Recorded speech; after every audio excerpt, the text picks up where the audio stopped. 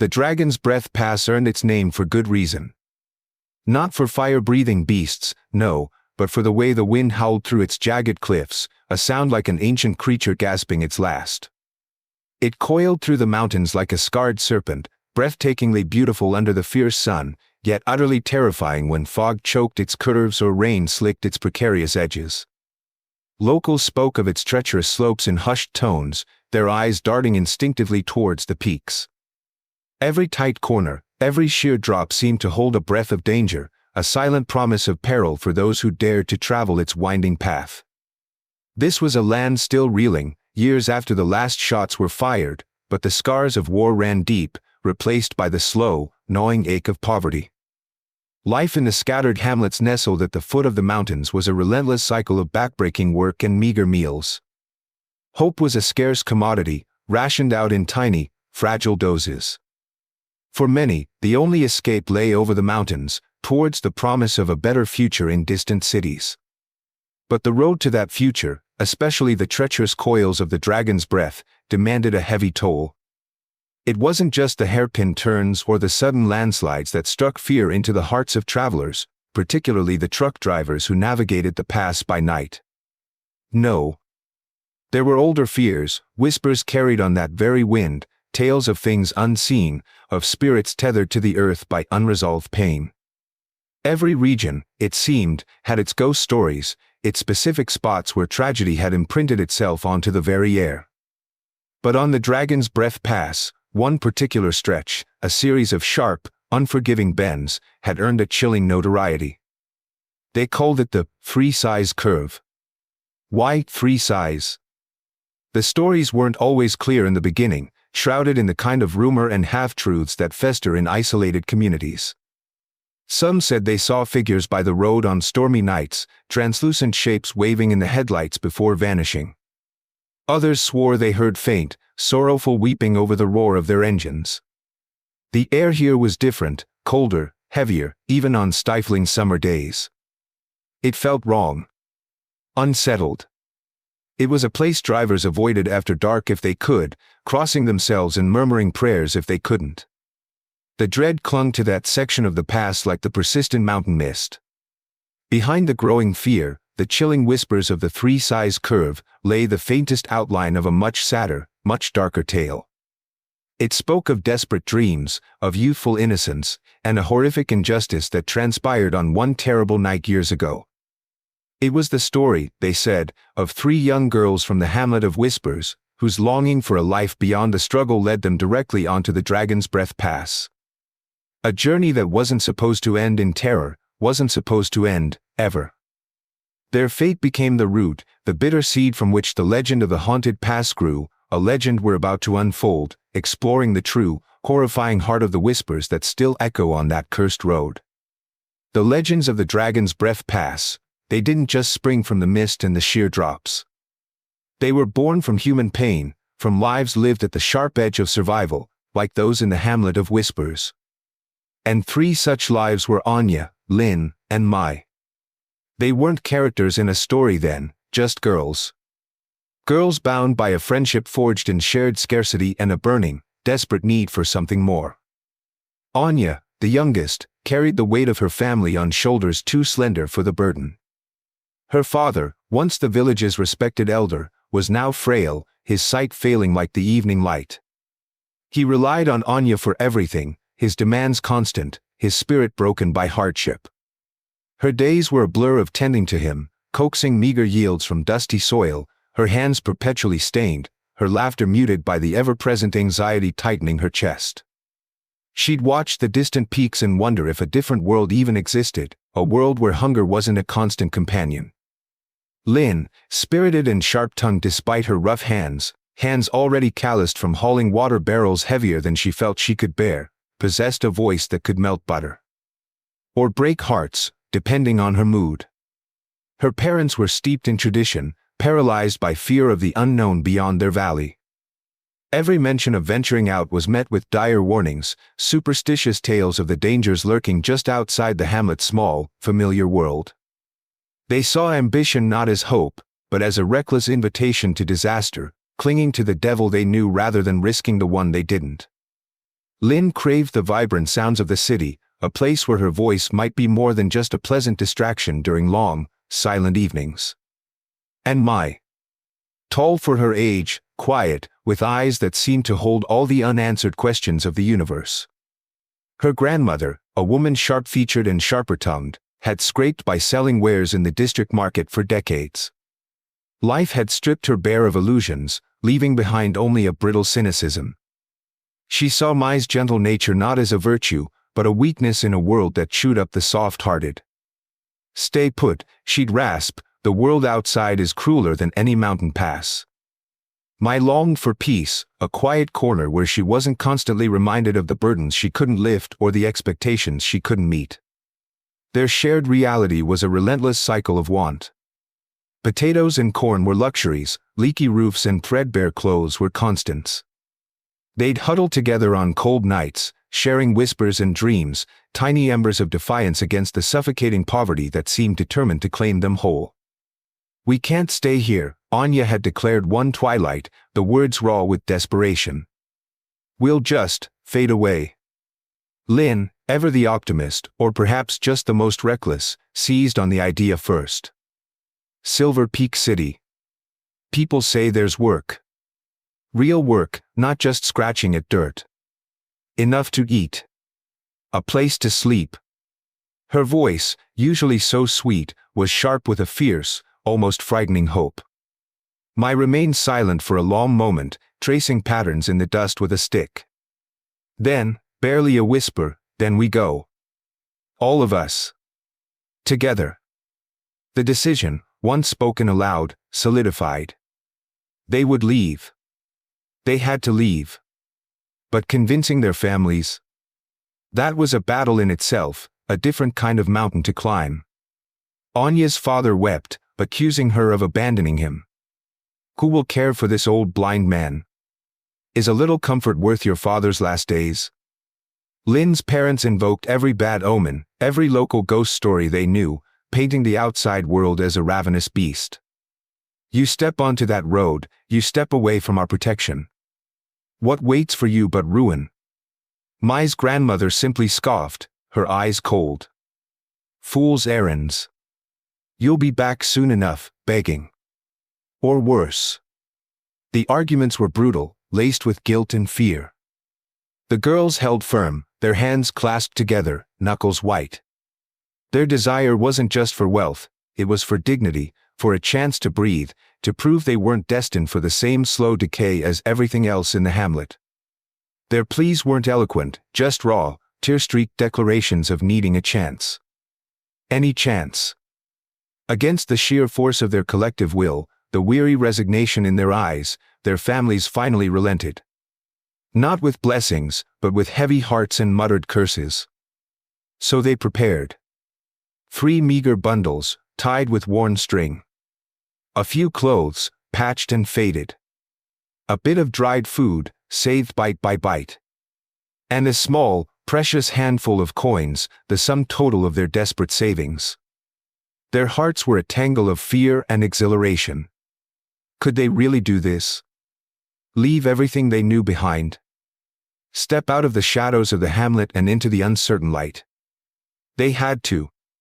There was no other way. They were going to Silver Peak City. And the only road there? The Dragon's Breath Pass. Their bus was scheduled to depart just as twilight bled into night, the very time when the pass began to hold its breath, waiting. They stepped onto the bus as the last sliver of sun dipped below the jagged horizon, leaving the hamlet of whispers shrinking behind them. Hope was a tangible thing in the stale, diesel-scented air of that bus, a fragile bubble of possibility. But even before the vehicle groaned its way onto the lower slopes of the Dragon's Breath Pass, a cold unease began to prickle at the back of their necks. There were only 3 passengers, Anya, Linh, and Mai. And 2 men up front, Silas, the driver, a burly figure with eyes that seemed too small for his face, and Merrick, the busboy, younger, but with a smirk that promised trouble. From the moment they settled into their seats near the back, Silas and Merrick exchanged glances, low murmurs, and then laughter that didn't quite reach their eyes. A heavy scent of cheap liquor clung to them, thick and unpleasant. Linh fidgeted, clutching her small bag. Mai hugged her knees, her gaze fixed on the darkening windows. Anya tried to appear calm, but her hands, folded tightly in her lap, trembled almost imperceptibly.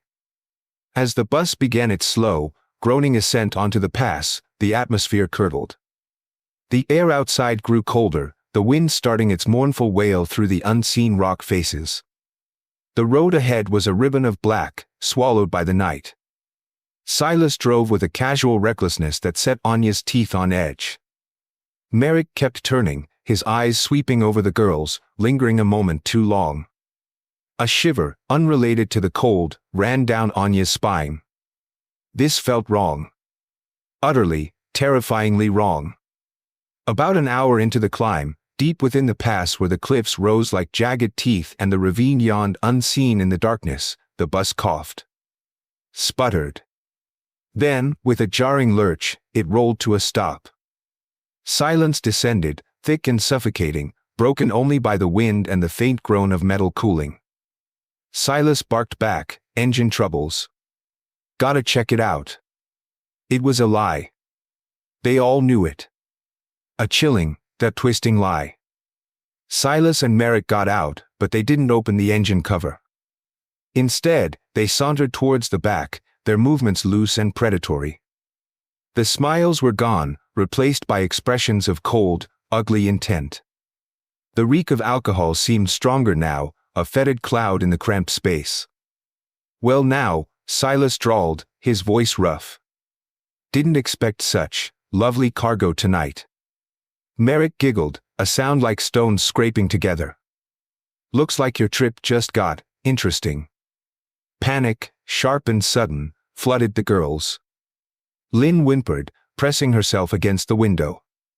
Mai scrambled for a heavy bag she'd packed, anything. Anya's mind raced, uselessly. Where could they go? They were on a narrow shoulder, dark forest on one side, a sheer, black drop on the other. "Don't be shy now, girls," Merrick sneered, reaching out. That's when Linh, the quiet one, the sweet-voiced Linh, found a surge of raw, animalistic terror coursing through her. She screamed, a sound that tore through the sudden silence, and lunged. Not away, but at Merrick, clawing and biting like a cornered wildcat. Taken by surprise, he stumbled back with a curse. Anya and Mai reacted instantly, grabbing whatever they could, a water bottle, a worn shoe, and throwing them, shouting anything they could think of. "Get away! Help!" Their voices were swallowed by the wind. Silas, momentarily stunned by Lin's ferocity, recovered and lunged for Anya. Chaos erupted in the small bus cabin. Shouts, curses, the tearing of fabric, the thuds of struggle. The smell of alcohol mixed with the sharp tang of fear and the metallic scent of blood. Linh had bitten Merrick hard. He yelled in pain and rage, swinging wildly. Silas wrestled with Anya, trying to force her down. Mai fought back, kicking and scratching. They were small, outnumbered, and trapped. But they fought with the ferocity of the desperate, of those who had nothing left to lose but their very selves. They bit, they clawed, they screamed. But Silas and Merrick were bigger, stronger, fueled by malice and liquor. It wasn't a long fight. Just brutal. And final. Silas, enraged by Anya's resistance, dragged her towards the open bus door, towards the yawning blackness outside. She screamed his name, a sound of pure, unadulterated terror. Mai lunged to grab her friend, but Merrick, shaking his injured hand, shoved her violently. Linh scrambled, trying to intervene, but was too late. Anya's scream was abruptly cut short, replaced by the sickening thud, thud, thud, of a body hitting rock as it fell into the abyss. Mai and Linh froze, horror gripping them. "Anya!" They shrieked, scrambling to the doorway, peering into the impenetrable darkness. But the pass was steep. Slippery from a recent rain. And in their blind terror, scrambling back, they stumbled. Roots snaked from the edge of the narrow shoulder, treacherous and unseen. One foot caught. Then the other. Their screams mingled, a single, ragged sound of despair and disbelief that echoed for a terrible second before it, too, was silenced. Just the wind remained, whistling its indifferent tune over the edge. Up on the pass, Silas and Merrick stood panting, their faces pale even in the dim light. They didn't look down. Couldn't. With fumbling hands, they scrambled back into the bus, started the engine, the supposedly broken engine, and sped away into the night, leaving the black maw of the ravine to swallow their crime, leaving behind only the chilling silence and the vast, indifferent darkness of the Dragon's Breath Pass. 3 lives, extinguished in an instant, their dreams, their hopes, their very existence vanishing without a trace, down into an abyss where no one would ever find them. The rain that began to fall, soft at first, then heavier, felt like the pass itself weeping. Or perhaps it was just washing the blood away. What truly happened that night? The pass knew. And soon others would too, in ways they could never have imagined. The chilling silence that fell over the Dragon's Breath Pass after that night, it was a silence that screamed. Silas and Merrick had fled, their guilt a stain on their souls, a secret they probably swore they'd take to their graves. And the abyss? It kept its own counsel, a silent, hungry maw that had swallowed 3 young lives whole. No formal search ever found them, buried deep beneath rock and tangled roots, lost to the world above as if they'd never existed. Their families, left in the hamlet of Whispers, grieved bewilderedly, unsure if their daughters had abandoned them or met some unknown fate in the city. They could never have imagined the truth. On the surface, life went on. The buses still ran, the trucks still rumbled, navigating the pass with their cargo and their hopes. But something had changed. A subtle shift in the air, an unseen presence that began to make itself known. Slowly, cautiously, whispers started circulating among the drivers. At first, they were dismissed as fatigue, as the tricks of mountain fog and overworked minds. Maybe bad coffee, too much time alone on the road. But the stories became too frequent, too consistent. Always centered on that same treacherous stretch, those sharp, unforgiving bends, the place that didn't have a name yet, not a real one, but was already known by the knot of dread it tied in your gut. Drivers reported seeing things. Fleeting glimpses of white figures standing by the roadside, just at the edge of their headlights, waving hands in a motion that looked like hailing a ride, or perhaps a desperate plea. One moment they were there, faint, ethereal shapes, and the next, gone. Vanished. But the image stuck, burned into the back of your eyes. When drivers stopped, heart pounding, peering into the oppressive darkness, there was only empty air, the wind whistling mockingly through the trees. Was it just exhaustion playing tricks? Maybe. But then they'd hear it. Faint, mournful cries carried on the wind, sounds that seemed to come from nowhere and everywhere at once, sounds filled with an aching, profound sadness. Sometimes, it was just a single, drawn-out sigh that seemed to curl around the cabin, chilling you to the bone. And the cold. Even on nights when the rest of the pass was merely crisp with mountain air, that particular stretch would plunge into an unnatural, bone-deep chill, a cold that felt less like weather and more like presence. It settled deep inside, an icy dread that no amount of heat could dispel. Old Man Hemlock, who'd driven the pass for 40 years and swore he'd seen it all, claimed he once saw 3 shadows, faint outlines in the swirling mist, standing right in the middle of the road. Not waving. Just standing. Blocking the path. He slammed on his brakes, fishtailing terrifyingly close to the edge, the smell of burning rubber thick in the air. When he stopped, shaking so hard his teeth rattled, they were gone. Just gone. He just floored it and didn't look back, speeding away as if the devil himself was on his tail. Never spoke of it again without a shiver, his eyes distant and haunted. Then came the accidents. Strange ones. Unexplained ones. It wasn't just near misses anymore. Vehicles veered off course, brakes failed inexplicably, engines died on the spot. Like the crash involving Marcus, a cocky young driver known for his reckless streak and his loud dismissal of superstitious nonsense. He'd bragged he wasn't afraid of any bold wives' tales, daring the past to show him its worst. One night, rounding what felt like the 13th sharp bend on the pass, the air in his cabin suddenly dropped, colder than anything he'd ever felt.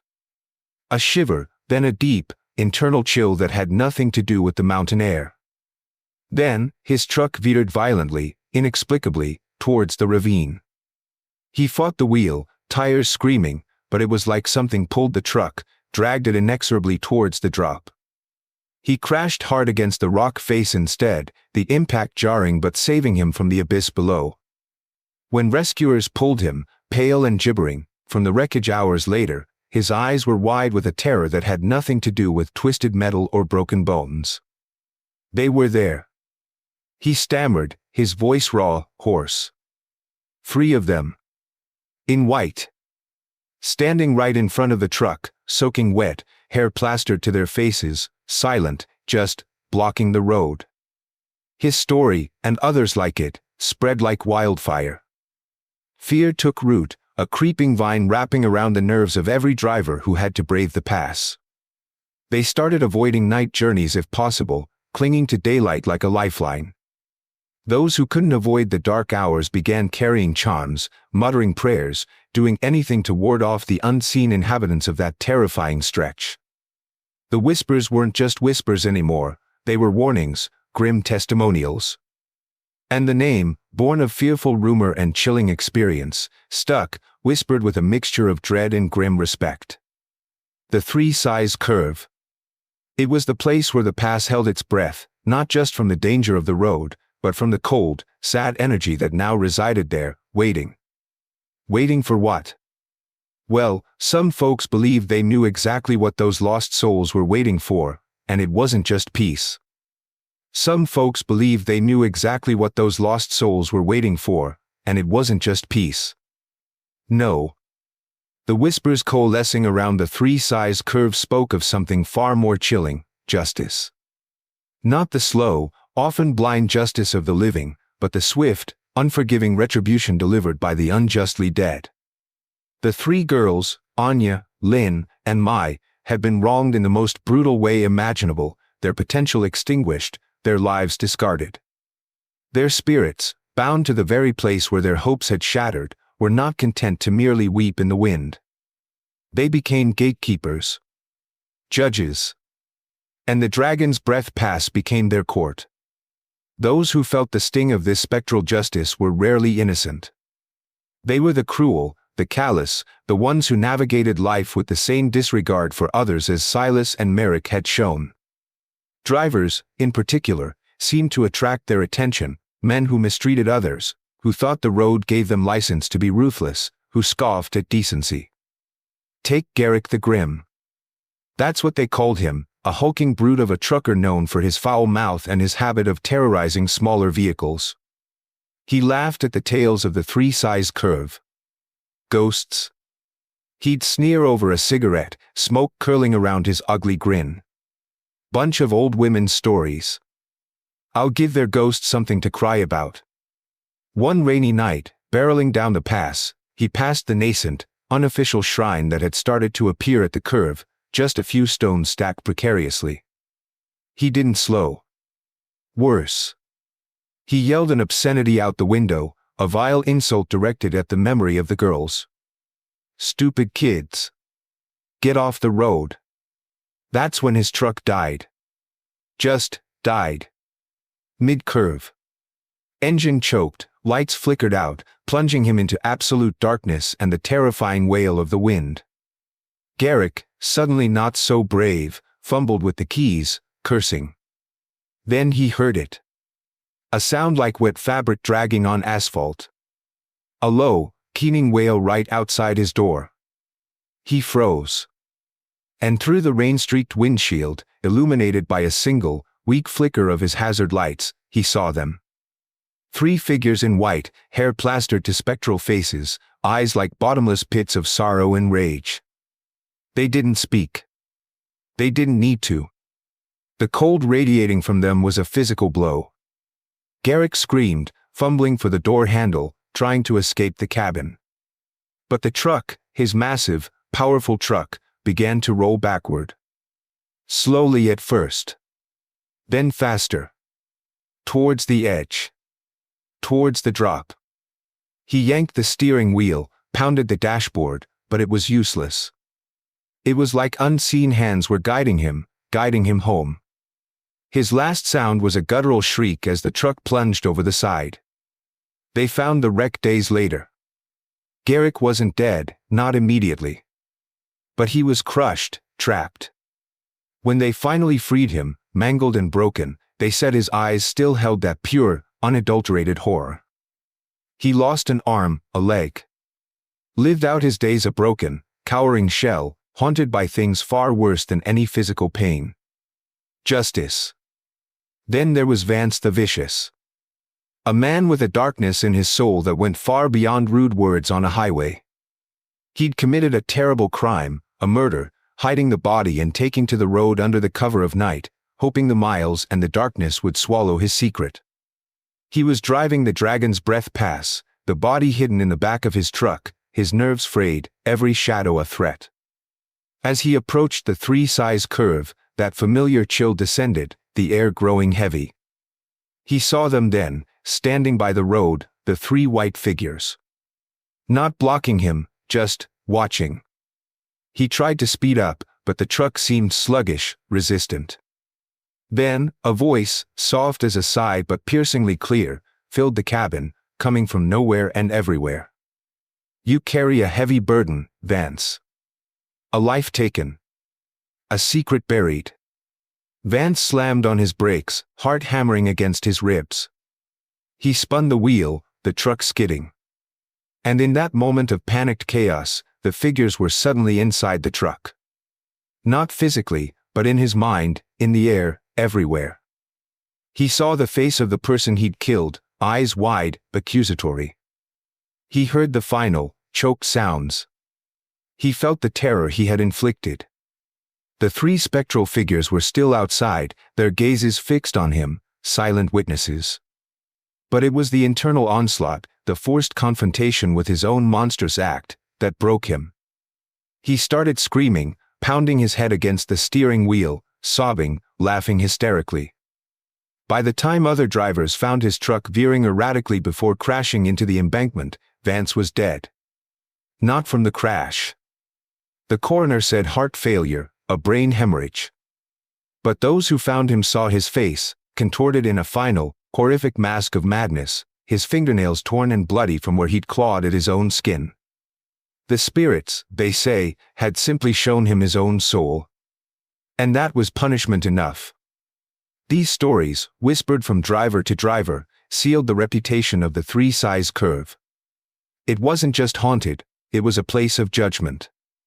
A place where the scale of karma balanced, tipped by spectral hands. There was nowhere to run, nowhere to hide from the consequences of your cruelty when you drove that road. But if the wicked met such terrible ends, what about those whose hearts were true? What about the good men and women who drove the pass with honesty and respect? Did the spirits see them too? But the 3-size curve wasn't solely a place of terrifying retribution. If the legends were to be believed, and after tales like Garrick the Grimm's and Vance the Vicious, who were you to doubt? The spectral guardians of the past weren't just embodiments of vengeance. They were something more complex. Something just. Yes, they meted out horrifying punishment to those who deserved it, to those whose wickedness echoed the cruelty that had ended their own lives. But for drivers who traveled with respect, with honesty, with a kindness in their hearts that seemed increasingly rare in the harsh world, the 3-size curve held a different kind of energy. A watchful presence. A subtle, inexplicable protection. Consider Elder Silas. Not the wretched Silas from that fatal night, mind you, but a man whose name ironically spoke of a different kind of strength. Elder Silas had been driving the winding route to Silver Peak City for longer than most of the younger drivers had been alive. He was a quiet man, his face weathered like the mountain stone, his eyes holding a deep, abiding respect for the road and the forces, seen and unseen, that governed it. He wasn't just cautious, he was reverent. Every time he approached the 3-size curve, He would slow his truck, murmur a quiet prayer for safe passage, and sometimes, if he had them, leave a simple offering of fruit or incense by the roadside. He wasn't doing it out of fear, not exactly, but out of acknowledgement. Out of respect. And in return, the past seemed to watch over him. More than once, Elder Silas found himself in situations that should have ended in disaster, only to be saved by an unseen hand. There was the time, during a sudden, torrential downpour, when a section of the road just ahead crumbled away in a landslide. He swore he saw a flash of white light by the side of the road just moments before, a silent warning in the driving rain, giving him just enough time to brake hard, his truck teetering mere feet from the edge. Or the time his steering seemed to lock up on a particularly nasty curve, the truck starting to drift towards the drop, only for him to feel a distinct pressure on the wheel, a gentle but firm nudge that corrected the slide, pulling the vehicle back onto the safe path. He was alone in the cab. Who, or what, had intervened? He never saw anything clearly, never heard voices, but he felt the presence, a quiet, watchful energy that guided him through the peril. "They're not bad," he'd say later, recounting the incidents to other drivers, his voice low and certain. "Not truly. They remember. And they protect their own. Those who live right." Other drivers reported similar, if less dramatic, experiences. A sudden feeling of peace settling over them as they navigated the dreaded curve, a sense of being watched over rather than haunted. A heavy fog lifting just enough for them to see a fallen rock. An engine sputter that somehow righted itself at the most dangerous point. Small things, perhaps, easily dismissed as coincidence. But for those who experienced them, especially after hearing the grim fates of the cruel, these moments felt like quiet blessings. Like a counterbalance to the darkness. The three-size curve was a duality. A place of chilling justice for the wicked, yes. But also, miraculously, a haven of spectral protection for the good-hearted. It was as if the spirits of Anya, Linh, and Mai, having suffered the ultimate injustice, had become acutely sensitive to the balance of the world, wielding their ethereal power to enforce a cosmic scale. Their presence wasn't just a haunting, it was a living, breathing testament to the profound, sometimes terrifying, power of karma. It was a stark reminder that on the Dragon's Breath Pass, your intentions mattered. Your heart mattered. And while many experienced this protection indirectly, a select few were destined for a far deeper connection with the entities that guarded the treacherous bends. A connection that would pull one young man into their world, forcing him to confront the past in ways no one could have predicted. But if the wicked met such terrible ends, and the good found quiet, inexplicable favor, there existed a realm between. A fragile bridge few could perceive, fewer still could cross. And on the Dragon's Breath Pass, that bridge found its crossing in a young man named Kale. He was just a driver, like many others navigating the treacherous route to Silver Peak City, hauling goods with a quiet determination. Orphaned young, he'd learned the value of hard work and kindness through sheer necessity. Life had been tough, but it hadn't hardened his heart. He was unassuming, perhaps a little too gentle for the harsh realities of the road, but possessed a quiet strength that saw him through. He minded his own business, treated others fairly, living a life devoid of the cruelty that seemed to invite the pass's dark retribution. He knew the legends of the three-size curve, of course. Every driver did. They were chilling stories to be whispered over steaming cups of tea in roadside diners, tales to ward off the loneliness of the long haul. He paid them the respect they were due, driving cautiously, never speeding through the dreaded bends, but he didn't dwell on them. Not until the night they became terrifyingly real.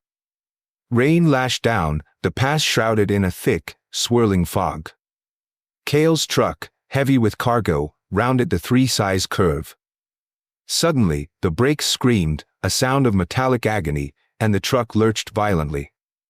He'd hit a patch of loose rock, perhaps, or the road had just given way. The steering wheel went slack, unresponsive. The truck began to slide, inexorably, towards the edge, towards the gaping blackness of the ravine below. Terror, cold and absolute, seized him. He fought the wheel, pumped the useless brakes, his mind screaming a single, desperate prayer. He was going over. This was it. In that heart-stopping moment, poised on the lip of oblivion, 3 figures in white flashed across the front of his windshield. Not the vague, shadowy shapes of rumor. Clear. Distinct. Hair plastered to their faces, white dresses clinging to slender forms, their eyes, he saw their eyes. Filled with an ancient sorrow, but also a fierce, undeniable power. They were impossibly there, defying gravity, defying reality. And the truck, just as its front wheels cleared the solid ground, stopped. Abruptly. Violently. As if an unseen, immense force had simply grabbed hold of it and held it fast, inches from the fall. Shaking uncontrollably, Cale stumbled out of the cab, the air thick with the smell of burning rubber and ozone. The rain hammered down, blurring his vision, but they were still there. Standing right in front of the truck, solid yet translucent, their forms shimmering slightly in the downpour. Anya, Linh, and Mai. The girls from the legends. Fear, raw and primal, warred with sheer, stunned disbelief. He backed away, hands raised instinctively. Ghosts? He stammered, the word feeling utterly inadequate. Did you save me? One of them, the one who looked the youngest, nodded slowly, her gaze holding his. Her voice, when it came, was like the wind whispering through broken glass, soft, mournful, yet clear. You are not meant for the abyss.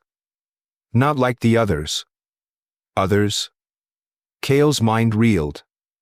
The bad drivers, the punishments. Was that them? Why him? Why save me? Another spoke, her voice slightly deeper, tinged with a weariness that spoke of ages spent in sorrow. You have the sight, Weaver. The veil seer's sight. You can see us, hear us, feel the threads that bind this world to the next. Weaver. Veil seer. What were they talking about? Cale had never felt different, just ordinary. A simple driver. But as he looked at their faces, saw the lingering pain, the unresolved anguish in their eyes, the fear began to recede, replaced by a profound, aching sympathy. They were trapped. Suffering. The third girl stepped forward, her voice the strongest, a desperate urgency in her tone. We need you, Weaver. We cannot rest. Our bones lie broken, forgotten, and the truth of what happened is buried with them. We need someone who can walk in your world and ours, to find us. To expose the ones who did this. Their plea hung in the rain-filled air, heavy with the weight of years of unresolved injustice. Find their bodies. Expose their murderers. These weren't simple ghosts seeking peace, they were souls demanding justice, demanding closure. And they were asking him. Cale. A simple driver with a strange, unwelcome gift he never knew he possessed. His heart hammered, not just from the near-death experience, but from the terrifying, impossible task they laid at his feet. Help the dead avenge their own murder. Could he? Did he even have a choice? The path they offered wasn't one he had ever imagined walking, a path that would lead him into the heart of mysteries that defied the living world, forcing him to seek guidance from those who understood the delicate balance between life and death. Help the dead avenge their own murder. Could he? Did he even have a choice? The weight of the spirit's plea, the sheer impossibility of it, settled heavily on Cale. He was just a driver. What did he know of finding forgotten bodies or confronting murderers, living or dead? But he couldn't shake their haunted eyes, couldn't ignore the chilling truth of their fate. And then, a memory surfaced, sharp and clear. A strange encounter nearly a year ago, in a remote, mist-shrouded corner of the Shadow Mountains. He'd been transporting goods, his truck breaking down near a hidden hamlet called Whispering Peaks. An old man, known locally as Master Lytran, had taken him in, nursed him back to health, and in parting, had given him a small, carved ivory talisman. You have the sight, young one, the master had said, his ancient eyes knowing. A veil seer's sight. Life will lead you to things others cannot bear to see. If you ever face a mystery you cannot fathom, a burden you cannot carry alone, find me again. Cale had dismissed it then, a curious encounter on a difficult trip. But now it felt like destiny. The only path forward was back to the Shadow Mountains, back to Master Lytran. It was a grueling journey. Leaving the Dragon's Breath Pass area, Cale had to travel hundreds of miles northeast, trading the treacherous mountain road for winding, often unmarked paths that led deep into rugged, isolated territory. Days blurred into a weary cycle of walking, meager meals, and nights spent under a canopy of indifferent stars. The landscape grew wilder, the air thinner, the silence deeper, broken only by the howl of distant animals or the rustle of unseen things in the undergrowth. The physical strain was immense, his muscles aching, his supplies dwindling. But the spiritual journey was even more taxing. As he ventured further into the Shadow Mountains, the Veil Seer's sight became more active, and not just with the gentle, mournful presence of the girls from the pass. This land held its own secrets, its own tragedies. He felt it first, a prickling on his skin, the air growing colder than the mountain chill should allow. Then he started seeing them. Other lost souls. Wandering spirits bound to the land by old grievances, by forgotten pain, by violent ends. In a dense, overgrown section locals called the Stillwood, where the trees grew impossibly close, blocking out the sun even at noon, he saw figures lurking just beyond the edge of his vision, their forms twisted, their eyes empty. He heard them too, faint whispers that seemed to slither through the leaves, chilling him to the bone. Leave. Go back. This is not your place. Fear, a cold, clammy hand, squeezed his heart. He stumbled, his breath ragged. Was this a test? Were they trying to stop him? Doubt, heavy and suffocating, threatened to overwhelm him. Could he really face this? Not just the spirits from the pass, but all the restless dead this wild land held. He felt utterly alone, a single, vulnerable mortal surrounded by the unseen currents of the other side. He reached for the ivory talisman in his pocket. It felt strangely warm, pulsing faintly against his palm. As he gripped it, a wave of calm, fleeting but real, washed over him. And then, a sound, not the terrifying whispers of the local spirits, but something softer, like the distant echo of 3 voices, carried on the wind. Towards the peak, follow the water, he is waiting. A cryptic message, barely audible, but it felt like a lifeline. A hint. Following the faint guidance, the talisman warm in his hand, he pushed onward. He skirted a dark, narrow gorge where a stream plunged into the depths, the weeping waters, locals whispered, haunted by those who had fallen or been pushed from the cliffs above. He felt the crushing weight of despair emanating from the gorge, saw fleeting, miserable shapes clinging to the spray-slicked rocks, heard the sound of weeping amplified by the rushing water. He didn't linger. He couldn't. Just kept moving, focused on the faint, internal echo of those guiding voices, clinging to the hope that Master Lytran was real, that he could help. Days bled into weeks. The landscape shifted, the forest thinning as he gained altitude. Finally, one misty morning, as the sun struggled to pierce the clouds, he saw it. A small cluster of wooden houses, nestled in a high valley, smoke curling lazily from their roofs. Whispering Peak's hamlet. Exhausted, bruised, and profoundly shaken by the journey, Cale stumbled towards the first building. And there, sitting on the porch of a simple stilt house, ancient and still as the mountains themselves, was Master Lytran. He didn't seem surprised. His eyes, deep and knowing, fixed on Cale. He simply nodded, a faint, wise smile touching his lips. I knew you would come, Weaver. They chose you. Come. The fire is warm. And there is much to discuss about the threads that bind the living and the dead. I knew you would come, Weaver. They chose you. Come. The fire is warm. And there is much to discuss about the threads that bind the living and the dead. Master Lytran's voice was like the rustling of old parchment, quiet but filled with an undeniable authority. He led Kale into the stilt house, a simple, sturdy structure of dark wood that seemed to breathe with the mountain air. Inside, a small fire crackled in a central hearth, casting dancing shadows on the walls adorned with intricate carvings and bundles of dried herbs. The air was thick with the scent of wood smoke and something else, something ancient and calming. It felt miles away from the howling winds and spectral chill of the Dragon's Breath Pass. Shivering, more from the journey and the lingering shock than the cold, Kale sank onto a mat by the fire. He told the master everything. The grinding poverty of the hamlet of Whispers. The desperate dreams of Anya, Linh, and Mai. The terrible night on the pass, the predatory men, the struggle, the fall. He described the horror of seeing their spirits emerge from the darkness, not fleeting glimpses, but clear, distinct figures. He spoke of their haunted eyes, their desperate plea for help. As he recounted the events, reliving the terror and the profound sadness, Master Lai Tran listened in silence, his deep-set eyes unwavering, occasionally nodding slowly. When Kale finished, the only sounds were the crackling fire and the distant murmur of the wind outside. The master reached for a worn, indigo-colored cloth bag beside him.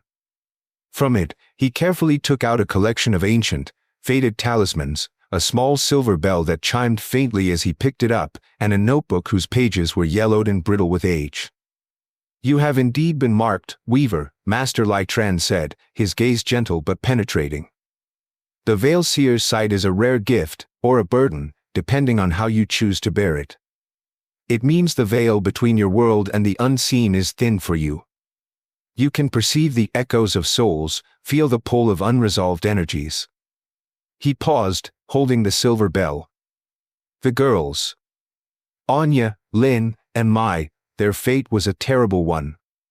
An unjust death, suffered violently, far from home, their bodies lost and unmourned. This creates a powerful imbalance. It binds their spirits to the place of their end. This is karma, not just for the villains who did this, but a ripple effect of tragic circumstance. He explained that the spirits couldn't pass on, couldn't find liberation, because their story was unfinished. Their earthly ties, their physical remains, the truth of their murder, remained unresolved.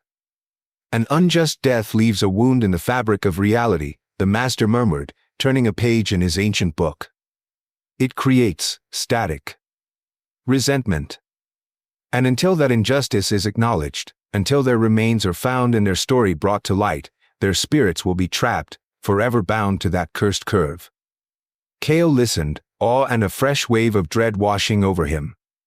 Karma. Unjust death. Trapped souls. It was all so much bigger, so much heavier, than he had imagined. But they asked me," he said, his voice barely a whisper. "Why me? What can I do?" Master Lai Tran looked at him, his eyes holding a deep compassion. "Because you have the sight, Weaver. And you have a good heart. They saw that. They saved you because you are the one, perhaps the only one, who can bridge their world and ours in a meaningful way. You are the instrument of their liberation." He placed the ancient book and the talismans on a low table. "The path ahead is fraught with peril. You must return to the Dragon's Breath Pass. You must find their remains in that abyss, a task that will defy natural means. And you must find a way to expose the truth of what happened, to name the perpetrators, to bring earthly justice to their crime." He picked up a small, intricately carved talisman, different from the one he'd given Kale before. "This is not a task for the faint of heart, nor one you can accomplish alone. The world of spirits is complex, and the darkness that caused their death still exists. But you have help. Both from the girls, who chose you, and from other forces." He tapped the talisman. "This is your guide. It will help you perceive what you need to see, protect you from energies that would overwhelm you. But bravery must come from within, Weaver. And the will to see justice done, even for the dead." He looked at Kale, his gaze searching. "The threads of fate have woven you into this tragedy. Now you must decide if you have the strength to untangle them. It will demand courage, sacrifice, and a journey back into the heart of the darkness on the pass. Are you willing, Weaver? Are you willing to become the hand that brings peace to these unquiet souls? The question hung in the air, heavy with destiny, pointing Kale towards the daunting task that awaited him back on the treacherous Dragon's Breath Pass. Are you willing, Weaver? Are you willing to become the hand that brings peace to these unquiet souls? Master Lai Tran's question echoed in the quiet, stilled house, laying bare the daunting path Kale had been chosen to walk. The answer, though terrifying, was clear. He had seen their pain. He had felt the injustice. And with the Master's guidance, maybe, just maybe, he could help. So, they returned. Back to the Dragon's Breath Pass, back to the infamous three-size curve, this time not as unwitting travelers, but with purpose. With intention. Under a sky heavy with stars and a sliver of moon, Master Lai Tran began the ritual. The air, already charged with the lingering energy of the place, grew taut, humming with unseen forces. He moved with practiced grace, laying out ancient items, carved woods, bundles of fragrant herbs, symbols etched onto smooth stones. He chanted in a low, resonant voice, words in a language Kale didn't understand but felt vibrating deep in his bones. He lit incense, the smoke coiling upwards, a thin thread connecting earth to sky. Kale stood beside him, the ivory talisman warm in his hand, his heart a drumbeat against his ribs, half dread, half unwavering resolve. As the Master's chanting reached a crescendo, the temperature plummeted, the familiar, unnatural chill of the curve intensifying tenfold. The wind picked up, swirling around them, carrying with it that mournful, sighing sound Kale now knew so well. And then they appeared. Not fleetingly, but clearly, solidifying out of the mist and shadow at the edge of the road. Anya, Linh, and Mai. Their white forms shimmered, wet hair clinging to their faces, their eyes fixed on Kale and the Master. Master Lai Tran ceased his chanting, the silence rushing in. He spoke, his voice calm and measured, addressing the spirits directly. Unquiet souls, bound by unjust fate. We are here. This Weaver has heard your plea. He bears the sight and a good heart, capable of walking in both worlds. He is willing to seek your remains, to expose the crime that shackles you. Are you ready to guide him? To accept the path to liberation? Anya, the youngest, floated closer, her form clearer now, illuminated faintly by the Master's ritual lamps. Her eyes, no longer solely filled with terror, held a sorrow that seemed to stretch back into eternity. We are ready, she whispered, her voice like wind through leaves. Ready to speak our truth. Linh and I moved to stand beside her, their presence amplifying the strange energy in the air. Kale looked at them, overwhelmed by the reality of it all, standing on a mountain pass in the dead of night, speaking to ghosts. He stepped forward, his voice trembling but firm. I will help you. Tell me what you need. Where are you? Master Lai Tran raised a hand gently, stopping Kale. Wait, Weaver. There is more.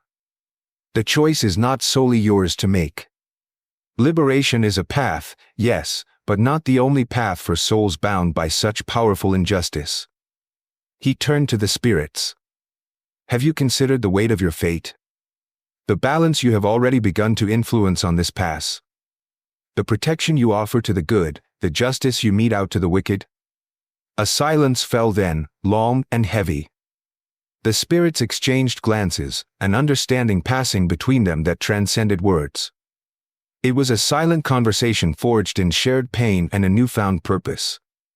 Kale watched, mesmerized, sensing a profound decision being reached. Finally, Mai, the quietest of the three, spoke. Her voice was stronger than Kale remembered, clear and resonant despite its ethereal nature. We have spoken, Master.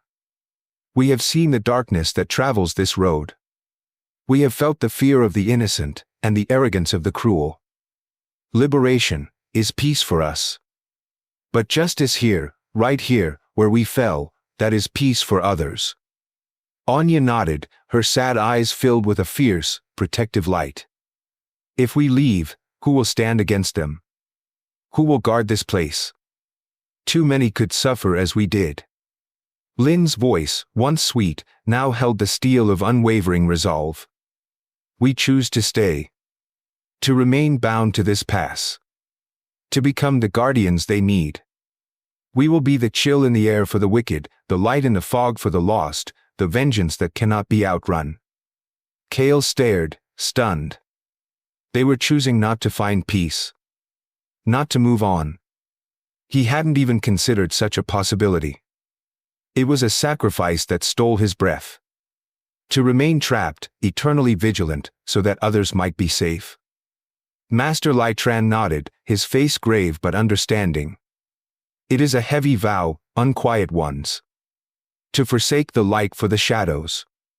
But it is a choice born of profound suffering and a deep sense of justice. I will help you. The ritual will not be for liberation, but for binding. For empowering your presence here, for ensuring your influence is felt, for allowing this weaver to act as your hand in the world of the living. He looked at Kale, a silent question in his eyes. Kale, still processing the magnitude of their decision, met his gaze. The fear was still there, yes. But it was now overshadowed by a deep respect and a shared sense of purpose. He understood. Their sacrifice demanded action. I understand, Kale said, his voice steady now. I will be your hand. I will find the truth. I will help you fulfill your vow. The ritual shifted then, the master's chants changing key, focusing the energies of the pass, the night, and the three unquiet souls towards a singular, powerful purpose. Their fate was sealed. They would not rest. They would watch. And Kale had a task. A grim, necessary task, to find the truth buried deep in the earth and expose the wickedness that the dragon's breath pass would now forever remember. With the ritual performed, the vow made, the energies of the three-size curve seemed to solidify, to take on a new, potent permanence. The chilling tales didn't fade, in fact, they grew more focused, more undeniable.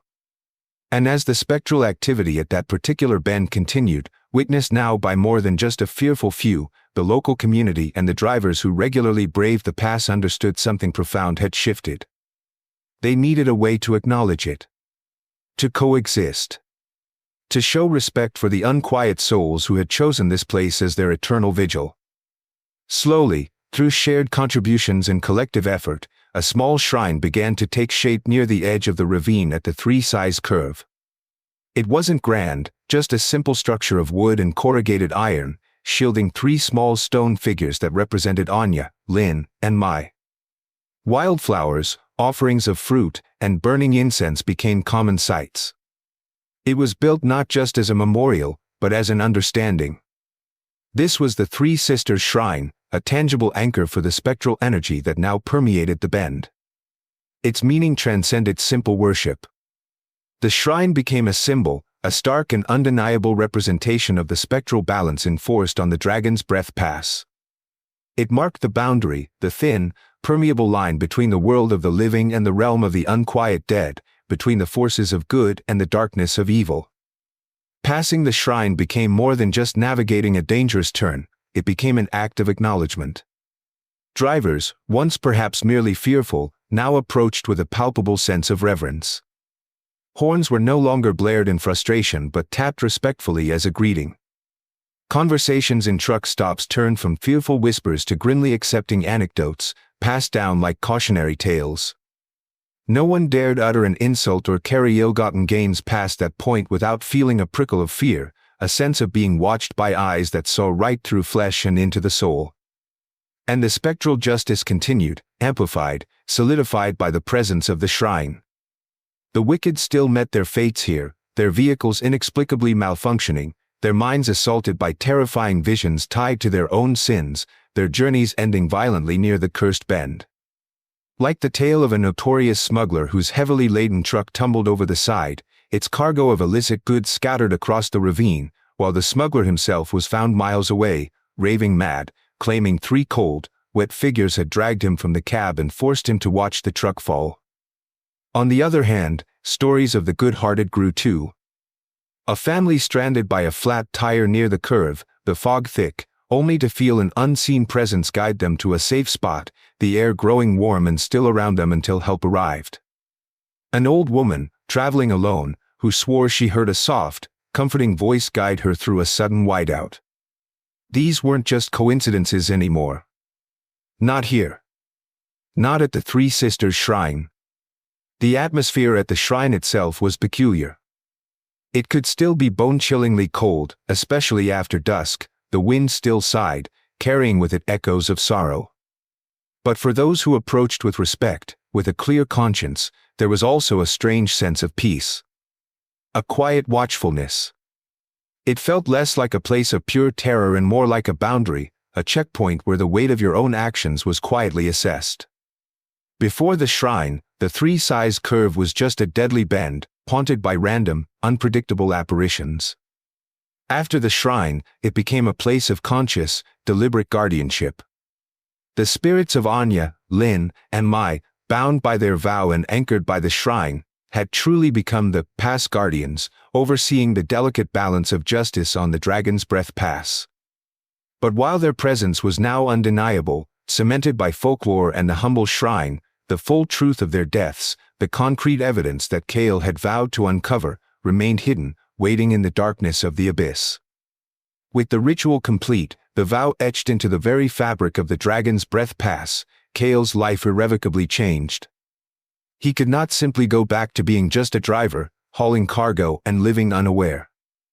The Veil Seer's sight, once a bewildering burden, was now a path laid before him, illuminated by the sacrifice of 3 young women and the quiet wisdom of an ancient master. Kale stayed in Whispering Peaks Hamlet, becoming a disciple of Master Lightran.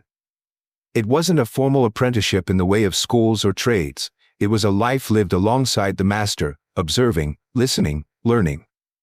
It was absorbing centuries of understanding passed down through a lineage tied to the very pulse of the land and its unseen inhabitants.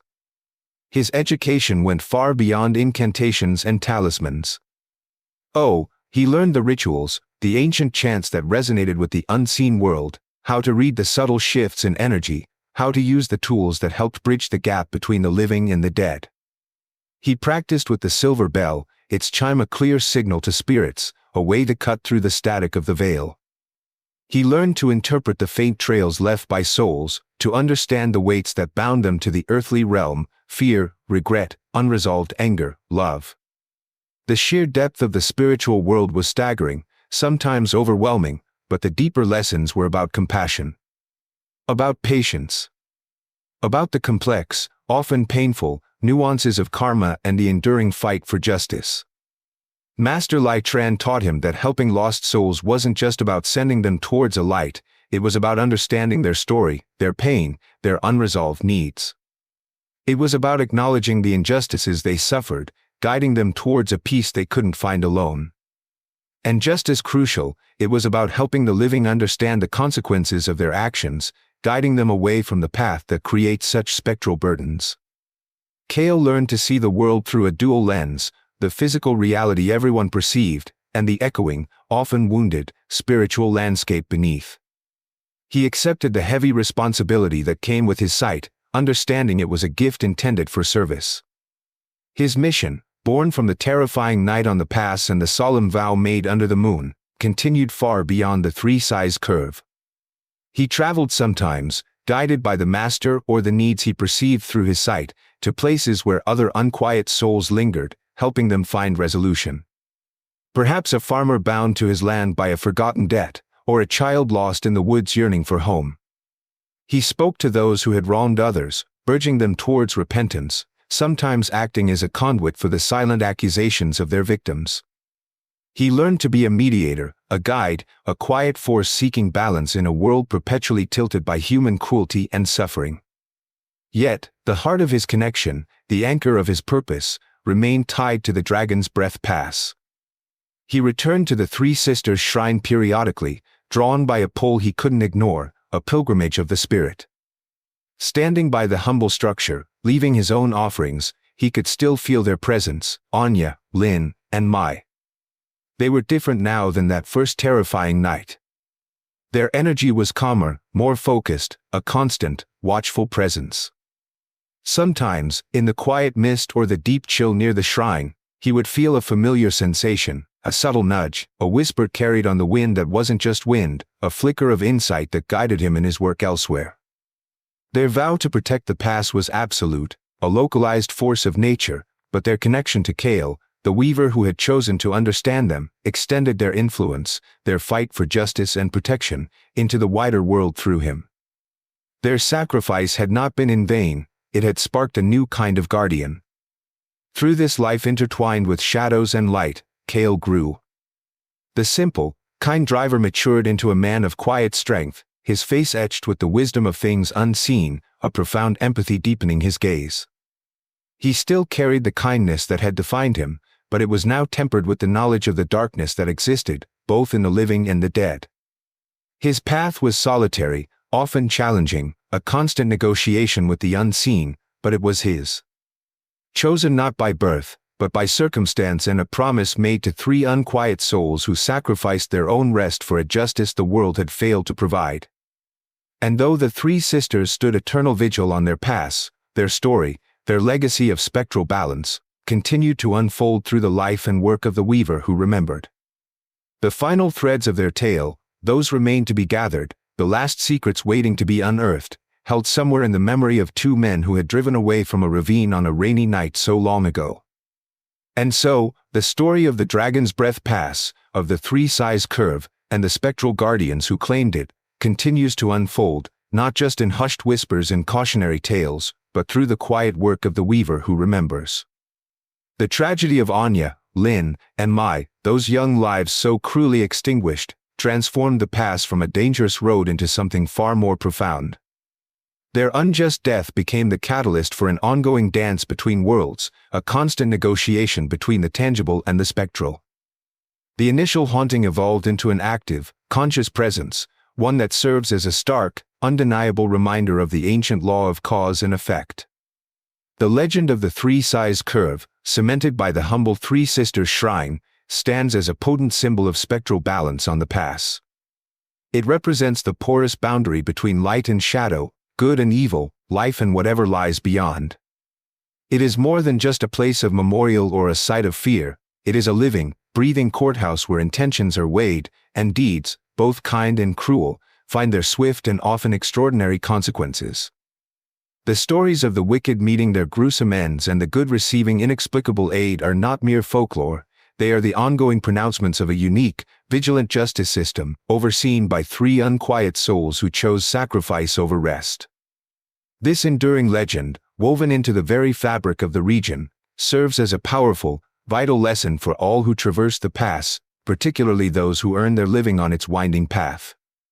It is a constant, chilling reminder that actions have repercussions, not just in this life, but potentially echoing into the next. Kindness, respect, and honesty are not just abstract virtues here, they are forms of protection, invitations for benevolent forces. Cruelty, arrogance, and disregard for life attract a terrible, unyielding judgment. The story of the 3 Sisters and the 3-size curve is ultimately a narrative about accountability.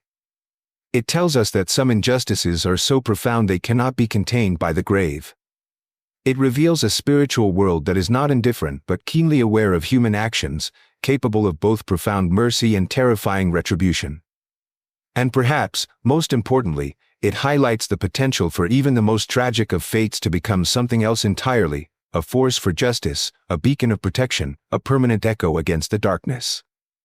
So, when you find yourself on the Dragon's Breath Pass, particularly as you approach the infamous 3-size curve, feel the sudden drop in temperature, hear the wind that seems to sigh like a voice, and see the flickering lights at the small shrine by the roadside, remember the story. Remember Anya, Linh, and Mai. Remember the price of wickedness. Remember the protection offered to the good. And drive with respect. Because on that mountain pass, the veil is thin, and the guardians are always watching.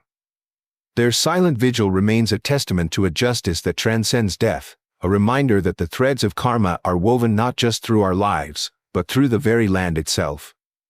What secrets do the mist and mountains still hold, waiting for the weaver to uncover?